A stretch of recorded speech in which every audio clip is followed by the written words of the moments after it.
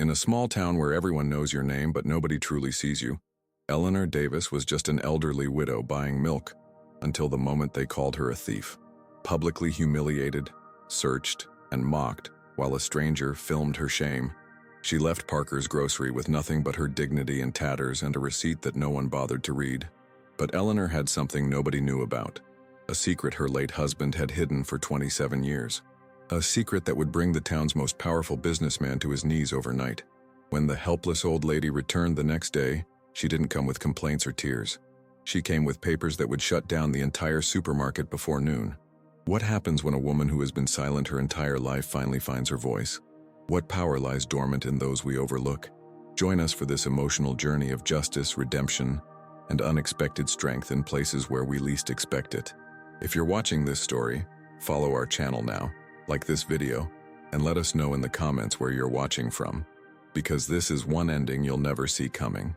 The automatic door of Parker's Grocery, the oldest supermarket in the small town of Hartwell, opened with the sound of a metallic bell. Eleanor, 67, entered with her worn fabric bag and a delicate walk. She moved slowly through the aisles. She wore a lavender blouse and held in her hands a folded receipt with a circle drawn in red pen around the words, "Coupon validated." She stopped in front of the milk shelf. She chose the cheapest, generic brand, as always. She also picked up a simple white bread and a package of dog food for her elderly dog, Buddy. When she reached the checkout, she smiled kindly at the employee, a boy who barely looked at her. She scanned her products, handed over the coupon, and waited. The coupon didn't go through. The system failed. The manager was called. "This coupon expired yesterday," he said impatiently. "But the afternoon clerk told me it was still valid. I came back just for this. Are you trying to deceive us, ma'am?" Before she could respond, the door alarm sounded. A sensor accused her of leaving with an unregistered item. A woman with tied-back hair and a security vest pulled her by the arm. In front of everyone, she heard, "Search her bag. She's probably done this before." The public watched in silence. Someone filmed. Someone laughed. And Eleanor, standing like a statue, began to tremble. The milk rolled across the floor. The bag opened. Nothing. Just medications, a handkerchief with embroidered initials, and the crumpled receipt with the validated coupon signature from the previous day. But nobody saw it, or nobody wanted to see it. Eleanor left alone. The sun felt cold. The next day before noon, the supermarket was shut down by court order, and nobody had any idea who had signed the order. Behind the scenes at the supermarket, the owner, Mr. Wallace, received the court officer with a confused look on his weathered face. The morning light streamed through the half-closed blinds of his cluttered office, illuminating the dust particles dancing in the air. The walls were adorned with faded photographs of the store's grand opening 27 years ago, a testament to his life's work. Interdiction? But why? Wallace's voice cracked, his hand trembling as he accepted the official document. His salt and pepper hair seemed to have grayed another shade in that instant. The security cameras in the corner of his office silently recorded this moment of sudden vulnerability. The land where the market is built has been legally requisitioned. The court officer, a young man in his 30s with an immaculate blue suit and a neatly trimmed beard, spoke with the detached professionalism of someone who had delivered such news countless times before. "Mrs. Eleanor Davis is now demanding repossession." Wallace choked, his coffee mug nearly slipping from his grip. Eleanor Davis? That elderly woman? How? The color drained from his face as realization dawned. The name stirred something deep in his memory, a promise made long ago, a handshake that should have been a contract. In her modest home on Maple Street, Eleanor sat at her kitchen table, the late morning sun casting long shadows across the worn linoleum floor. Her fingers, marked by arthritis and years of hard work, clutched a certificate. The edges were yellowed with age, but the legal text remained clear and unambiguous. The property deed to lot number 347 on Main Street, the very land where Parker's Grocery had stood for nearly 3 decades. Next to the certificate lay a letter from her late husband, Thomas Davis, left years before.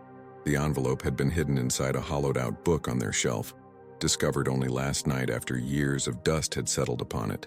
His handwriting, still so familiar even after 8 years of his passing, brought tears to her eyes. She could almost hear his gentle voice as she read, "This land is yours. I never wanted you to know. But if one day the world hurts you, and you remain silent as you always do? Use this. It isn't worth as much as your dignity, but it's worth enough for the world to hear your name." Eleanor's hands shook as she folded the letter.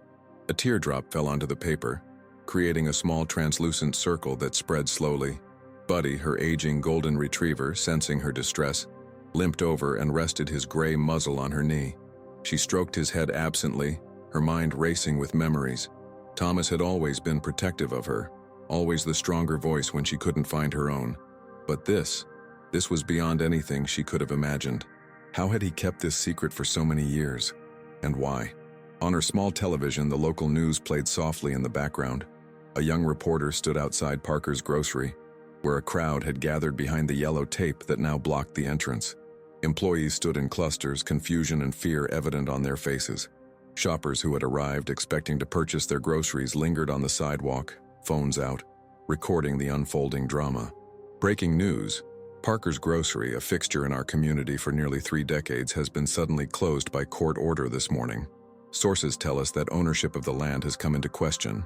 The identity of the claimant remains unknown, but rumors are spreading rapidly. Eleanor muted the television. She didn't need to hear the speculation. Her telephone had already rung 6 times that morning. Neighbors, no doubt, wondering if she'd heard the news. She hadn't answered. What could she possibly say?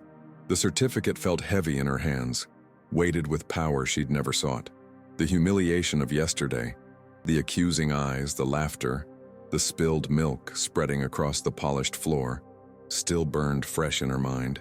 The memory of being treated like a criminal, a thief, when all she'd wanted was to use a coupon that had been promised to her. In the silence of her kitchen, a question formed. What would Thomas want her to do now? From her window, Eleanor could see Mrs. Henderson from across the street, walking purposefully toward her house, no doubt coming to fish for information, to be the first to know. Eleanor's pulse quickened. The world was about to change, and she wasn't sure if she was ready. The doorbell rang, its cheerful chime a stark contrast to the heaviness in her heart.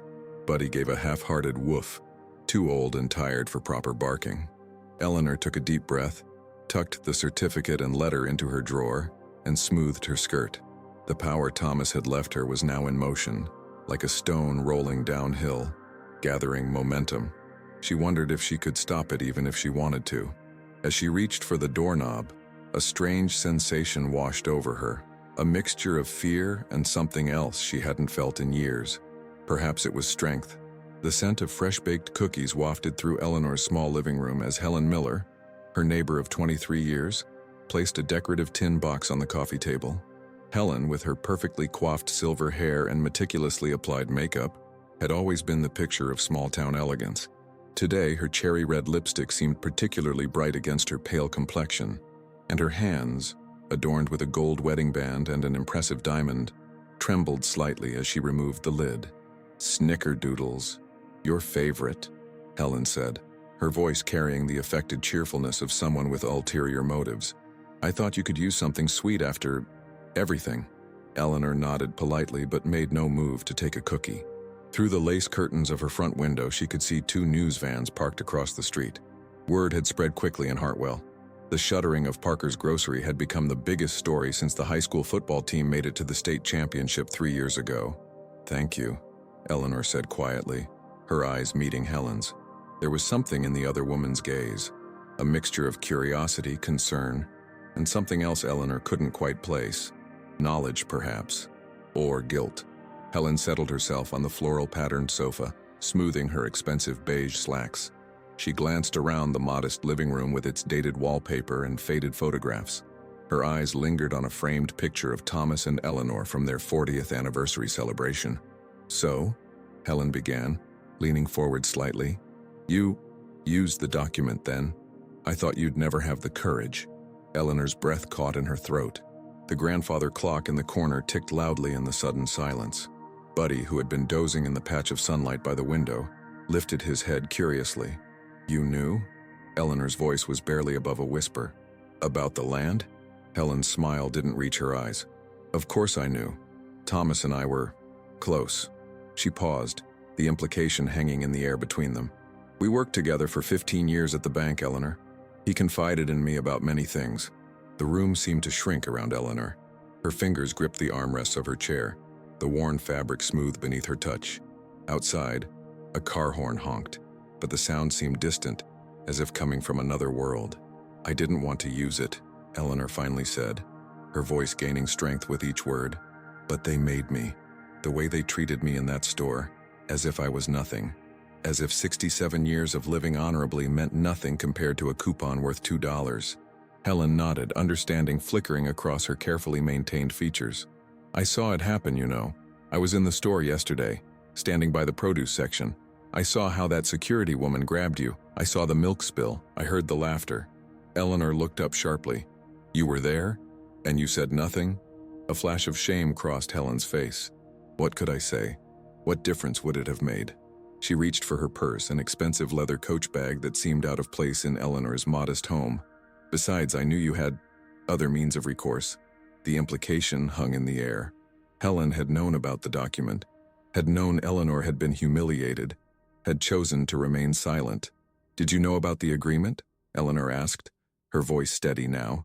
"Between Thomas and Wallace?" Helen's perfectly plucked eyebrows rose slightly. "Agreement?" Eleanor rose slowly and walked to the small secretary desk in the corner. From the drawer, she pulled out the yellowed paper Thomas had left her. Years ago, Thomas signed an informal agreement with Wallace. He allowed Parker to build on our land with one condition, that they would always treat me with respect. She handed the paper to Helen, whose manicured fingers accepted it with thinly disguised eagerness. As Helen read, her expression shifted from curiosity to something more complex. "The paper disappeared after Thomas died," Eleanor continued. "I found it only yesterday, hidden in his Bible." Helen's eyes remained fixed on the document. Thomas was always thorough. Her voice carried a strange note of bitterness tinged with admiration, always thinking 10 steps ahead of everyone else. She handed the paper back to Eleanor, their fingers brushing momentarily. Helen's were cold despite the warm spring day. "There's something else you should know, Eleanor," Helen said after a moment of charged silence. "Something about Thomas. Something about us." Eleanor felt her heart skip a beat. The clock's ticking seemed to grow louder, marking each moment of revelation. "I loved him," Helen said simply, her voice suddenly stripped of its usual affected quality. "For 20 years I loved your husband. And he—" She stopped, swallowed hard. "He chose you. Every time, he chose you." The confession hung in the air, heavy as storm clouds. Eleanor found herself strangely calm in the face of this revelation. Perhaps part of her had always known. The way Helen would look at Thomas at community functions. The way she always asked about him with too much interest. "And now," Helen continued, reaching for her purse again, "after all these years of watching you live in this modest little house, clipping coupons and buying the cheapest milk while sitting on a fortune in real estate," she laughed, a brittle sound that held no humor. "Now you finally use your power. It's almost poetic." Eleanor watched as Helen stood, straightening her expensive blouse. "What will you do with it, Eleanor? The land, the power? Now that you've closed down the grocery store that half the town depends on." The question wasn't asked with malice, but with genuine curiosity. Outside, another news van pulled up. Eleanor looked down at her worn hands. "I don't know yet," she admitted. "I just know I couldn't let them treat me that way. Not anymore." Helen nodded, a strange respect dawning in her eyes. "Well, whatever you decide," she gestured to the cookies. "Know that not everyone was silent yesterday. Some of us just chose the wrong moment to speak up." As Helen reached the door, she turned back, her hand on the knob. "Thomas used to say you were stronger than anyone knew. I think he'd be proud to see you finally proving him right." With that, she was gone, leaving Eleanor alone with the cookies, the documents, and the weight of decisions yet to be made. Grandma thief strikes again. Local senior shut down grocery store after failed coupon scam. The headline glared from Dylan Turner's phone screen, accompanied by a blurry video still of Eleanor, her face a mask of shock and humiliation. The article had already garnered over 2,000 shares since being posted 3 hours ago on the Hartwell Community Forum. Dylan, a lanky 19-year-old with disheveled brown hair and dark circles under his eyes, sat in his car in the now empty parking lot of Parker's Grocery. The "closed until further notice" sign hung crookedly on the main entrance doors, swaying slightly in the spring breeze. His fingers hovered over the screen, trembling. He had been there yesterday, standing at Register 3. He had seen everything, and he had said nothing. The memory played on loop in his mind. The elderly woman with the gentle smile, the coupon clutched in her weathered hands, the manager's dismissive tone, the security guard's rough grip on her arm, the spilled milk spreading across the polished floor like a white tide. But most of all, he remembered the receipt that had fallen from her purse, the one with yesterday's date clearly printed on it, validating her claim about the coupon. He had seen it, and still, he had said nothing. His phone buzzed with a text from his mother. "Any news about when we might reopen?" Mr. Wallace not answering calls. Dylan's stomach twisted into a tighter knot. His mother, Sandra Turner, had worked as a cashier at Parker's for 15 years. A single parent, she relied on that paycheck to support Dylan and his younger sister Lily. The grocery store closure meant no income, no benefits, no security. But telling the truth meant admitting he had witnessed an injustice and remained silent. It meant facing his mother's disappointment. It meant facing himself. Across town, Eleanor Davis sat at her small kitchen table, staring at the smartphone her granddaughter had insisted she learn to use last Christmas. The screen displayed a social media page she had never visited before today. Someone had created a profile using her name and photo, a candid shot taken from yesterday's incident, her face contorted with distress as the security guard searched her bag. Below the photo, comments accumulated like toxic waste. "About time someone caught this old coupon fraud. My aunt works there and says she tries this all the time. Senior citizen privilege, thinks rules don't apply to her." Eleanor's arthritic fingers trembled as she set the phone down. Buddy whined softly beside her, sensing her distress. The warm spring sunshine streaming through her kitchen window now felt harsh and exposing, as if the entire town could peer into her private grief. The phone rang, startling her. Unknown number.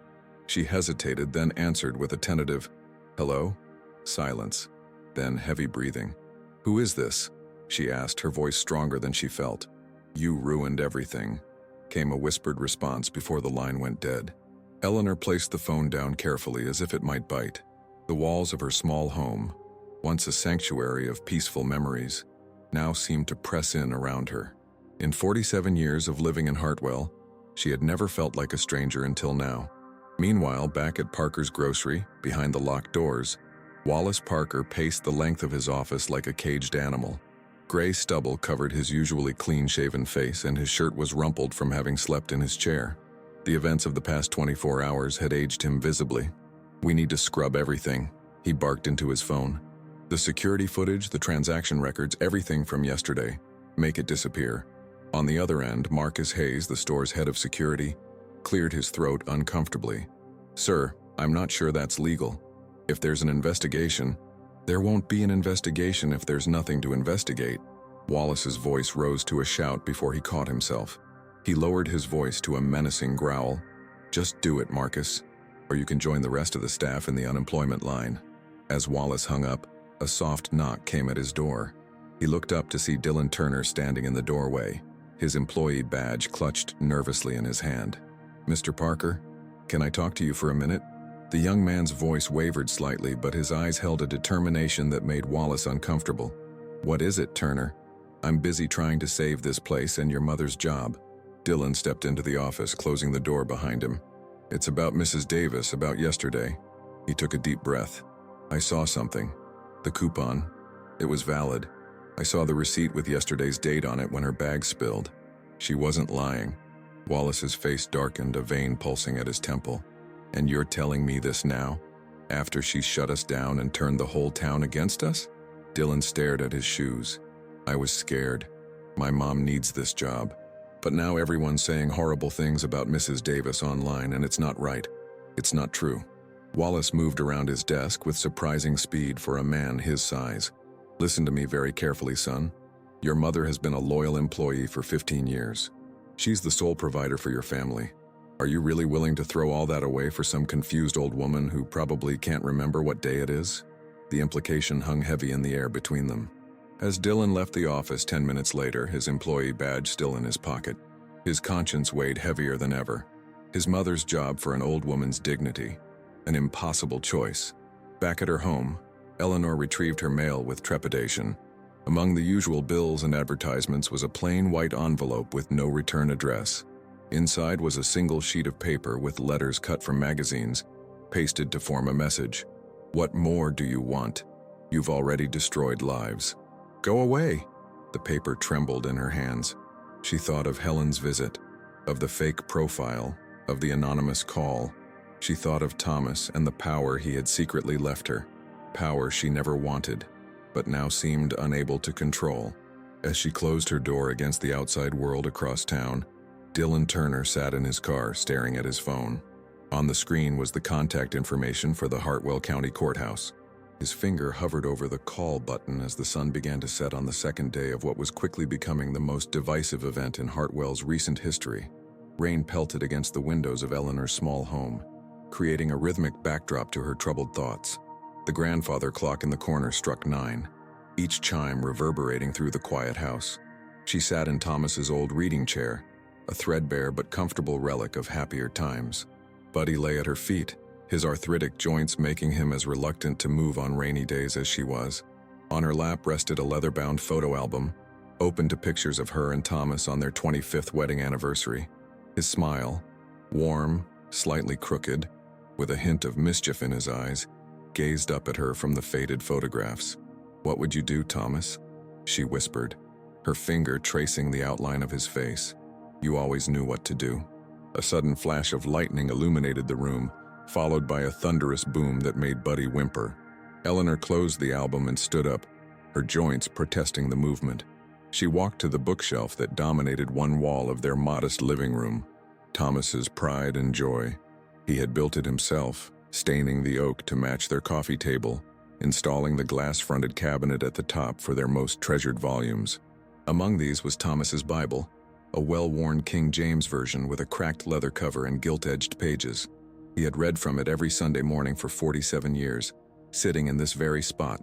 Eleanor reached for it now, drawn by a mixture of nostalgia and seeking comfort. As she pulled the heavy book from its place, something slipped from between its pages and fluttered to the floor, an envelope, yellowed with age, sealed with wax. Across the front, in Thomas's distinctive handwriting, were the words, "In case she needs to prove." Eleanor's heart skipped a beat. With trembling fingers, she broke the seal and opened the envelope. Inside was another copy of the agreement between Thomas and Wallace, identical to the one she'd already found, but this one had something the other didn't. Wallace's signature, notarized and dated 27 years ago, but there was more. Beneath the agreement lay a bank receipt showing a substantial payment from Wallace to Thomas, $75,000 in 1998, with a memo line that read simply, "Land Use Agreement." Eleanor sank back into the chair, the documents clutched in her hands. This wasn't just an informal agreement, as she'd thought. This was a legal transaction. Wallace had paid for the right to use their land, a transaction he had clearly never declared in any official capacity, and Thomas had kept proof of it all. "Oh, Thomas," she whispered, fresh tears welling in her eyes. "You knew this might happen. You were protecting me all along." Another flash of lightning, another crack of thunder. Buddy pressed himself closer to her legs, seeking comfort from the storm. Outside, the rain intensified, drumming against the roof like impatient fingers. Eleanor reached for her phone and, after a moment's hesitation, dialed Helen's number. It rang 4 times before going to voicemail. Eleanor hung up without leaving a message. What could she say? Your secret love kept secrets from both of us? The thought left a bitter taste in her mouth. Instead, she called her lawyer, a young woman named Sarah Jensen, who had helped her with Thomas's will 8 years ago. To her surprise, Sarah answered despite the late hour. "Mrs. Davis, is everything all right?" The concern in the young lawyer's voice was evident. "I've found something important," Eleanor said, surprised by the steadiness in her own voice. "About the Parker's grocery case. I need your advice." 20 minutes later, having explained everything to Sarah, Eleanor hung up with a new sense of purpose. The young lawyer had been clear. With this documentation, Eleanor's claim to the land was ironclad. Wallace had no legal standing to fight her. But more importantly, the undeclared payment raised serious questions about tax evasion and fraudulent business practices. "This changes the nature of the case, Mrs. Davis," Sarah had said, barely containing her excitement. "This isn't just about land ownership anymore. This is about decades of deliberate deception." As Eleanor set down her phone, another text message arrived. From an unknown number. She opened it warily, half expecting more harassment. Instead, she found, "Mrs. Davis, this is Dylan Turner from Parker's Grocery. I was there that day. I saw the receipt. You were telling the truth. I want to help. Eleanor stared at the message, unsure how to respond. Before she could decide, another message appeared. Please don't tell anyone I contacted you. My mom works there. She needs that job. The clock struck 10. The rain continued its relentless assault on the windows. Eleanor looked at the documents in her lap, then at Dylan's message, then at Thomas's smiling face in the photograph on the side table. She made her decision. Thank you for your message, Dylan. She typed slowly, one careful letter at a time. I appreciate your honesty. Please meet me tomorrow at the Hartwell Public Library at 10 a.m. I'll be in the local history section. She hit send, then turned her attention back to the documents. There was one more thing she needed to check. She reached for Thomas's Bible again and began carefully turning its thin pages. Thomas had been methodical in his reading, making notes in the margins, highlighting verses that spoke to him. If he had left any other clues, they would be here. As she reached Proverbs, a small notation caught her eye. Next to Proverbs 31:8-9, speak up for those who cannot speak for themselves, for the rights of all who are destitute. Speak up and judge fairly. Defend the rights of the poor and needy. Thomas had written a single word, Eleanor. Fresh tears spilled down her cheeks. Even from beyond the grave, he was guiding her, encouraging her to find her voice. The next morning, as Eleanor prepared for her meeting with Dylan, she noticed a new posting on the Hartwell County Courthouse website. Under upcoming cases, a new entry had appeared. Davis v. Parker. Reivindicação de propriedade de uso comercial. The case had been officially docketed for the following Monday. In less than a week, she would face Wallace in court, with all of Hartwell watching. As she buttoned her coat, Eleanor glanced at Thomas's Bible, still open to Proverbs. Speak up for those who cannot speak for themselves. With the proof in her purse and the promise of Dylan's testimony, Eleanor stepped out into the morning sunshine, ready at last to speak her truth. The Hartwell County Courthouse stood imposing against the clear blue sky, its red brick facade and white columns a testament to the town's 19th century origins. Though modest compared to big city courthouses, to the residents of Hartwell, it represented authority, justice, and today, conflict. By 9:30 Monday morning, a crowd had gathered on the courthouse steps. Local news vans lined the street, their satellite dishes reaching skyward like metal flowers. Reporters clutched microphones emblazoned with station logos, their faces bright with the excitement of covering what had become the biggest story in 3 counties. Inside courtroom 3, Eleanor Davis sat at a polished oak table, her hands folded neatly in her lap. She wore her best outfit, a lavender dress with a matching cardigan, a pearl necklace Thomas had given her for their 40th anniversary, and sensible beige shoes polished to a shine. Her white hair was carefully arranged in a neat bun, and she had applied a touch of pink lipstick, armor against the public scrutiny she knew was coming. Beside her sat Sarah Jensen, her attorney, a sharp-eyed woman in her mid-30s with a reputation for tenacity disguised behind a friendly smile. Sarah arranged documents with practiced precision, occasionally leaning over to whisper reassurances to Eleanor. Remember, Mrs. Davis, you have the documents. You have the truth. Just stay calm and answer honestly. At the opposite table, Wallace Parker shifted uncomfortably in his chair. Once imposing in his 6-foot frame and custom suits, he now appeared diminished, his complexion gray, his posture slumped. Beside him sat Lawrence Mitchell, a high-priced attorney from the county seat, known for aggressive tactics and steep fees. Mitchell's expression was one of practiced confidence, but the rapid tapping of his pen betrayed his nerves. The gallery behind them filled quickly. Helen Miller slipped into a seat in the second row, her eyes darting between Eleanor and Wallace. Several former employees of Parker's Grocery clustered together, their expressions ranging from curiosity to outright hostility as they looked at Eleanor. In the back row, almost hidden, sat Dylan Turner. He had positioned himself near the exit, his cap pulled low over his eyes. Beside him, unaware of her son's role in the unfolding drama, Sandra Turner twisted a tissue in her hands, her face lined with worry. At precisely 10 o'clock, the bailiff's voice rang out, "All rise for the Honorable Judge Richard Harmon." A hush fell over the courtroom as the judge, a man in his 60s with salt and pepper hair and wire-rimmed glasses, took his seat. He surveyed the room with practiced neutrality before speaking. Be seated.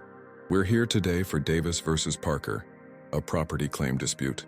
Given the community interest in this case, I want to remind everyone that this courtroom demands decorum. Any disruptions will result in immediate removal. His gaze swept over the gallery before settling on the attorneys. Opening statements, please. Sarah Jensen rose first, her navy suit crisp against the warm wood of the courtroom. Your Honor, this is a case about respect, about honesty, and about a promise broken. 27 years ago, Thomas Davis, my client's late husband, allowed Wallace Parker to build his grocery store on Davis family land. In exchange, Mr. Parker signed a legal agreement and paid a sum of $75,000 for the use of that land, with one critical stipulation, that Eleanor Davis would always be treated with dignity and respect in that establishment. Jensen paused, letting her words settle. Last week, that promise was broken in the most public, humiliating way possible. Mrs. Davis was accused of theft in front of the entire store. She was treated as a criminal, her belongings searched, her dignity shattered, all over a valid coupon and a false accusation. Today, we're asking the court to recognize Mrs. Davis's legitimate claim to her property and her right to revoke Mr. Parker's permission to use it, given his egregious violation of their agreement. As Sarah returned to her seat, Mitchell stood, adjusting his expensive tie. Your Honor, this case is nothing more than an elderly woman's misguided retaliation for an unfortunate misunderstanding. My client has operated his business in good faith for nearly 3 decades. This supposed agreement was never properly filed with the county, never officially recorded in any land registry. Mr. Parker has been paying property taxes on that location for 27 years. If there was any arrangement with the late Mr. Davis, it was informal at best and certainly not binding on today's business operations. The opening statements concluded, and the examination began. Wallace took the stand first, painting a picture of himself as a community pillar, blindsided by an unexpected attack on his livelihood. I've employed dozens of local residents over the years, he testified, his voice wavering with practiced emotion. We sponsor the Little League team. We donate to the food bank. One misunderstanding with Mrs. Davis and suddenly my entire business is shuttered. Mitchell nodded sympathetically. And this agreement Mrs. Davis claims existed. You have no recollection of it? Wallace hesitated, a flicker of uncertainty crossing his face. Thomas Davis and I were friends. We may have had conversations about the land years ago, but nothing formal, nothing legally binding. It was Sarah Jensen's turn for cross-examination. She approached the witness stand with measured steps, holding a folder. Mr. Parker, are you familiar with this document? She handed him the notarized agreement Eleanor had found in Thomas's Bible. Wallace's face paled as he looked at the paper. His eyes lingered on his own signature, unmistakable at the bottom of the page. I don't recall signing this specific document. Your signature is notarized, Mr. Parker. Are you suggesting forgery? No, but... And this bank receipt showing your payment of $75,000 to Thomas Davis with the memo, land use agreement. Is this also something you don't recall? Wallace's hands trembled as he held the receipt. In the gallery, murmurs rippled through the spectators. Judge Harmon tapped his gavel once in warning. Mr. Parker, Sarah continued, did you ever declare this land use agreement in your business filings?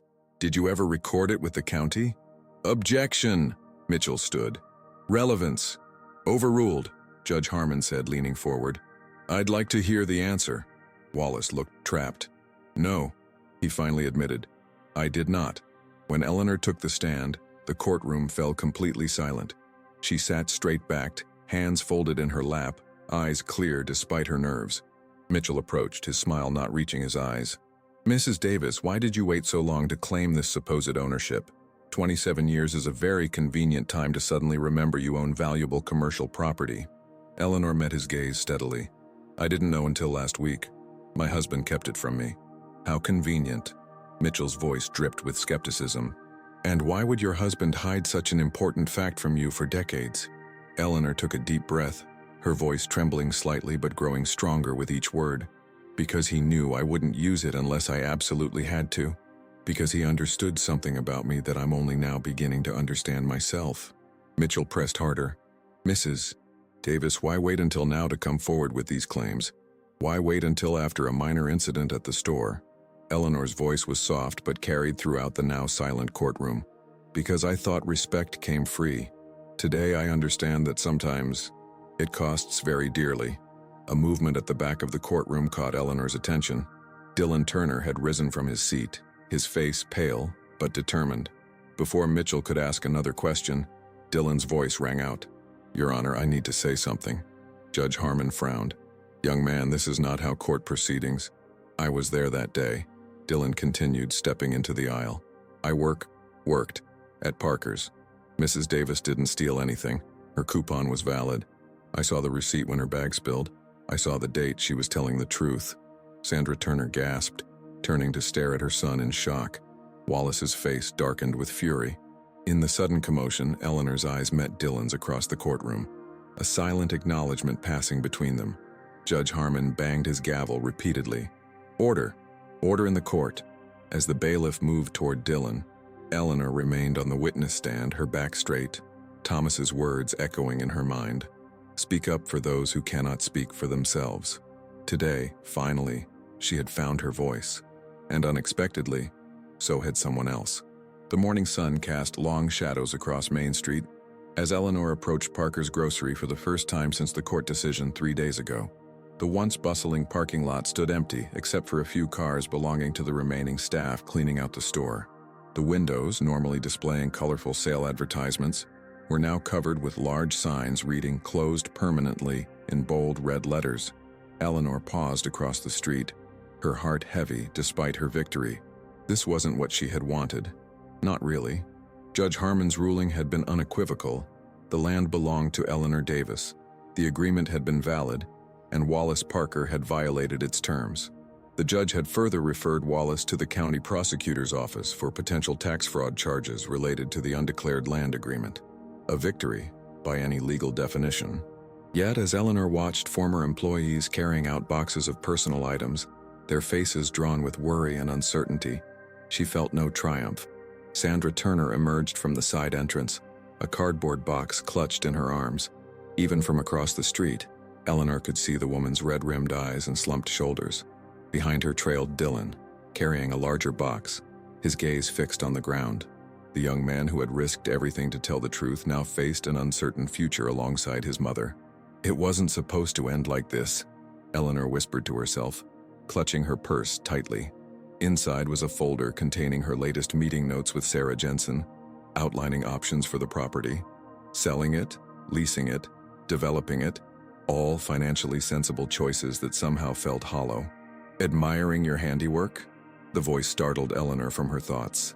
Helen Miller stood beside her, elegant as always in a pale blue pantsuit, designer sunglasses perched on her perfectly coiffed hair. Her tone carried no accusation, merely curiosity. "No," Eleanor replied softly. "Just trying to understand how we got here." Helen's gaze followed Eleanor's across the street. 17 families without income. The only grocery store within walking distance for the senior community gone. All because of a $2 coupon and a moment's humiliation. She shook her head. "The ripples we create, Eleanor, they spread far beyond what we can see." Eleanor turned to face her neighbor, a woman she had known for decades, but perhaps never truly understood until recently. "What would you have done, Helen, if it had been you?"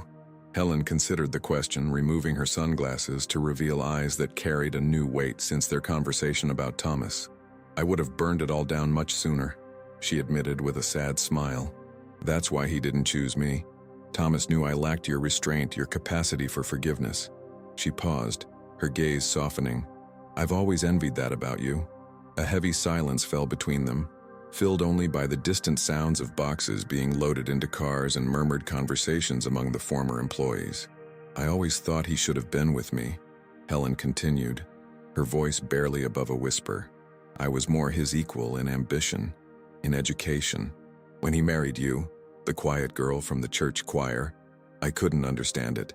She turned to Eleanor, her eyes glistening with unshed tears. "But watching you these past days, seeing how you've handled all of this, I understand now why he chose you."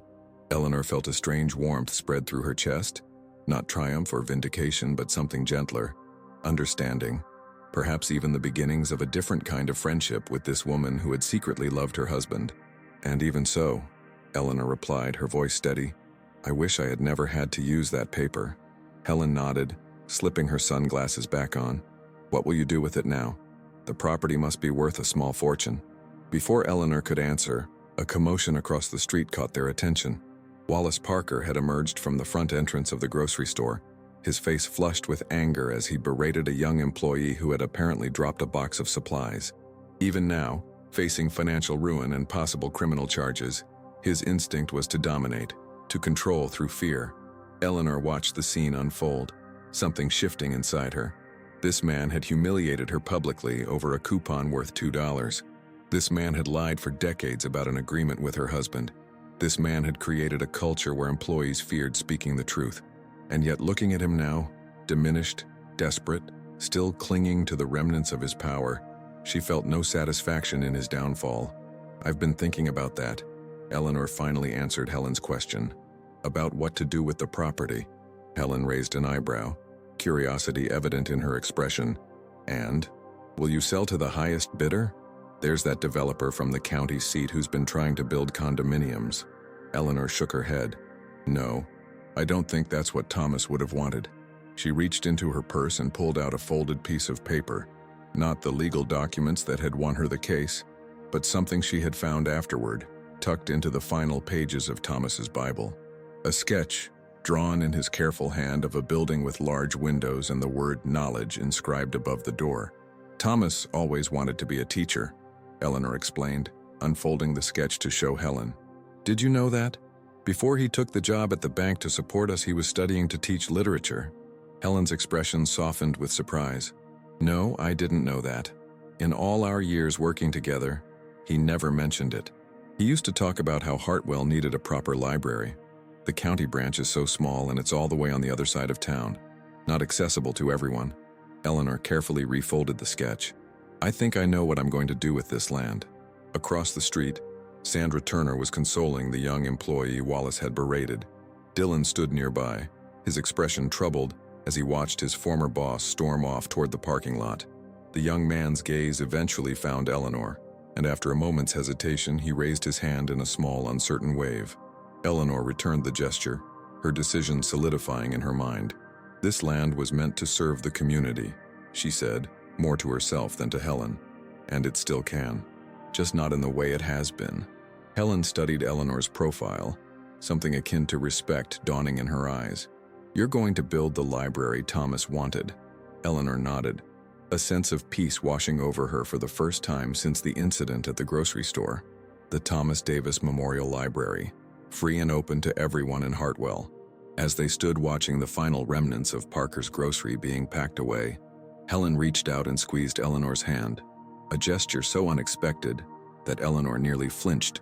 But there was no malice in it, only a shared understanding of love and loss, and the complex paths that had brought them to this moment. "He would be proud of you," Helen said quietly, "and for what it's worth, so am I." The simple words, coming from the woman who had secretly loved her husband, carried a weight that brought tears to Eleanor's eyes. She didn't brush them away. They weren't tears of sorrow or anger, but of release, of letting go of the humiliation that had driven her to assert her rights, of the bitterness that had threatened to take root in her gentle heart. As the sun climbed higher in the sky, casting shorter shadows across Main Street, Eleanor Davis looked at the empty building that had once been Parker's grocery and saw not what had been lost, but what could be gained. Not vengeance completed, but healing begun. Autumn leaves danced across the newly paved parking lot as Eleanor stood before the gleaming glass doors of the Thomas Davis Memorial Library. 6 months had transformed the site of Parker's grocery beyond recognition. Gone was the utilitarian brick facade with its faded awning. In its place stood a modern single-story building, with large windows that invited sunlight to stream across polished wooden floors and colorful reading nooks. Eleanor smoothed her new dress, a gift from her granddaughter for this special occasion, and took a deep breath. The red ribbon stretched across the entrance fluttered in the October breeze, waiting to be cut. Behind her, what seemed like half of Hartwell had gathered for the grand opening, their excited murmurs creating a gentle hum of anticipation. Sarah Jensen approached, looking younger and more relaxed in a casual blazer rather than her courtroom attire. "Everything's ready, Mrs. Davis. The mayor is here, the press is set up, and..." She lowered her voice with a smile. "The ice cream truck will arrive right after the ceremony, just as you requested." Eleanor nodded, her eyes misting slightly as she gazed at the building that had emerged from her pain and Thomas's long-held dream. The architectural plans had been expensive, the construction even more so, consuming most of the money she'd received from Thomas's life insurance and their modest savings. But as she watched children already pressing their noses against the glass, eager to explore the children's section, with its tree-shaped bookcase and cozy reading pods, she knew every penny had been worth it. Mayor Collins, a portly man with a perpetual campaign smile, approached with scissors in hand. "Mrs. Davis, whenever you're ready. It's your moment." Eleanor scanned the crowd, recognizing familiar faces among the gathered townspeople. Helen stood near the front, elegant as always, a bouquet of yellow roses in her hands, Thomas's favorite. Beside her stood Dylan Turner, who had traded his Parker's grocery uniform for a navy blue polo shirt embroidered with the library's logo. His mother Sandra stood proudly at his side, her previous worry lines softened by the security of her new position managing the library's small cafe. As Eleanor moved toward the ribbon, a tall figure at the edge of the crowd caught her eye.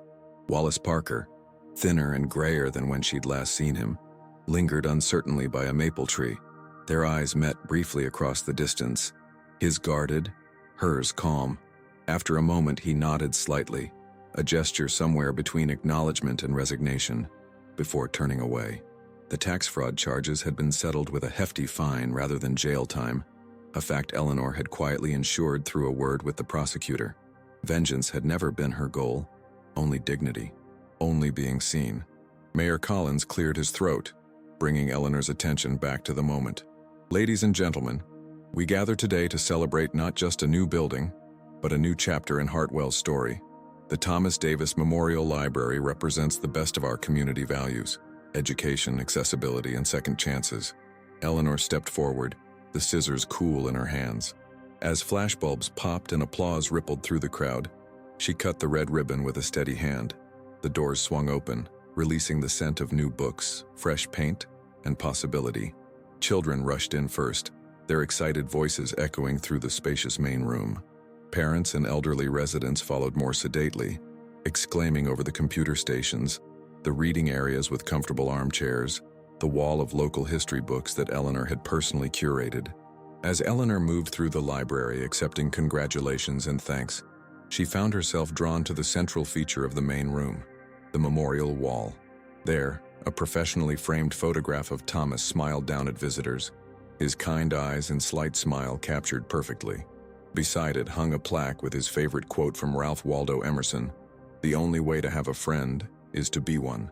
And there, in a simple glass case that caught the autumn sunlight, lay a receipt. Not the receipt from that fateful day at Parker's grocery, but the original land agreement Thomas had signed with Wallace 27 years ago. Beneath it, Eleanor had placed a small card with handwritten words, "From endings come beginnings." "It's beautiful," came a voice behind her.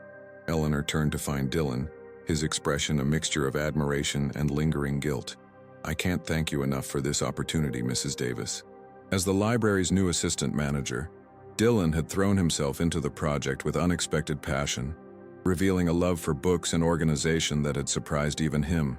His suggestion for a teen reading program had already drawn interest from the local high school. "You earned it," Eleanor replied simply. "Truth has its own reward." Dylan nodded, understanding passing between them. "My mom wanted me to tell you that the cafe is ready whenever you want to make your announcement." Eleanor made her way to the small cafe area, where Sandra Turner presided over a counter of fresh pastries and coffee. The woman who had once feared for her livelihood now greeted library patrons with genuine warmth, her previous anxiety replaced by purpose. As Eleanor prepared to address the gathered crowd, she felt a gentle touch on her arm. Helen stood beside her, the yellow roses now arranged in a vase on the information desk. "He would have loved this," Helen said softly, her eyes taking in the bustling scene of community and connection unfolding around them. "I always thought I knew Thomas better than anyone, but this..." She gestured to the library, to the children already settled into reading nooks, to the elderly residents exploring large print books they could actually see. "This proves you understood his heart in ways I never could." Eleanor squeezed Helen's hand, years of unspoken tension dissolving in the simple gesture. We each knew different parts of him, and now, everyone in Hartwell will know his legacy. The mayor tapped his glass, calling for attention. Eleanor stepped forward, suddenly aware of how differently she carried herself now. Straight-backed, chin lifted, voice clear. The woman who had once been invisible, who had trembled under accusation in a grocery store aisle, now commanded the attention of the entire room without effort. "The Thomas Davis Memorial Library belongs to all of us," she began, her gentle voice carrying to every corner of the room. "To the children who will discover worlds in these books, to the students who will find answers for their homework, to the job seekers who will use our computers, to the lonely who will find community in our reading groups." She paused, her gaze sweeping over the faces before her, faces that now looked at her with respect rather than pity or scorn. 6 months ago, I stood in this same spot under very different circumstances. I was angry. I was hurt. I wanted justice. Her voice softened, but Thomas always said that true justice isn't about punishment. It's about restoration, about making things whole again. Outside, the ice cream truck's cheerful jingle announced its arrival, sending children rushing to the windows in excitement. Eleanor smiled, the final piece of her plan falling into place. So today, we restore. We begin again. We turn a place of humiliation into a place of dignity. A place where everyone, her eyes found Dylan, then Sandra, then even lingered on the spot where Wallace had stood. Everyone is treated with respect. As the afternoon light filtered through the tall windows, casting golden rectangles across the polished floors, Eleanor Davis stood in the center of the legacy she had created from pain and purpose. Around her, the community that had once whispered about the old woman accused of theft, now gathered to celebrate the woman who gave us a library. Before joining the reception, Eleanor slipped away to a quiet corner where Buddy's photograph had been placed among the pet-themed books. Her faithful companion had passed peacefully 2 months earlier, curled in his favorite spot in the sunshine. She touched the frame gently. "We did it, old friend," she whispered. "We found our voice." As night fell on Hartwell, Eleanor stepped onto her porch and looked up at the stars. For the first time in decades, she felt Thomas's presence, not as a weight of grief, but as a gentle guidance. She had honored his gift, not by seeking revenge, but by creating something lasting and good. On the mural outside the library, freshly painted by local artists, the words gleamed in the moonlight. "Never underestimate the value of a receipt, or of a quiet woman finding her voice."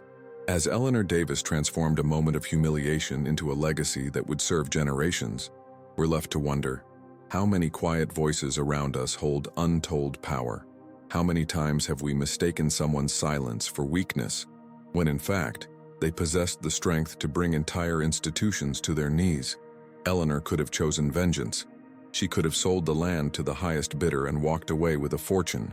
Instead, she chose to create something beautiful from her pain, a place where dignity is given freely, where everyone is seen and respected. What would you have done in Eleanor's shoes?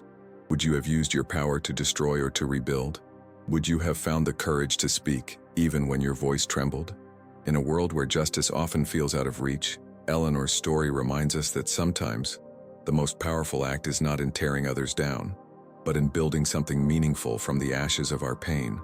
If this story touched your heart, please take a moment to like this video, share it with someone who needs to hear it, and subscribe to our channel for more stories that challenge us to look deeper, to speak when it matters, and to transform our wounds into wisdom.